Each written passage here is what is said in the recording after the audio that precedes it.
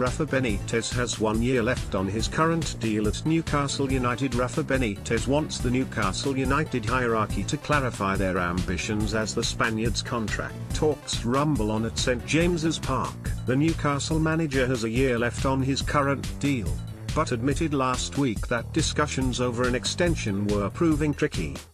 The club have secured their Premier League status for next season, though a 2-1 loss to Watford on the weekend was their third defeat in a row.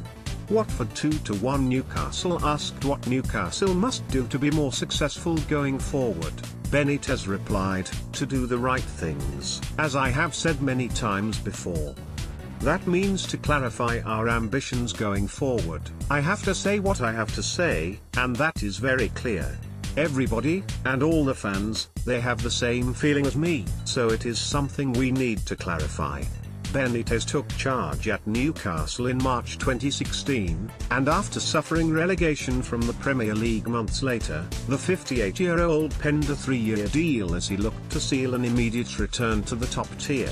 The club did so with relative ease, winning last season's Sky Bet Championship title with 95 points, one clear of Brighton. Newcastle moved on to 41 points after victory over Arsenal last month. The task then turned to keeping Newcastle up in the Premier League, and their safety was all but confirmed when moving on to 41 points with a 2-1 victory over Arsenal last month. Benitez referenced these tests when discussing his ambitions, and hinted he would like to start challenging for trophies. "I've had 3 challenges since I came here. We tried to keep the team in the Premier League.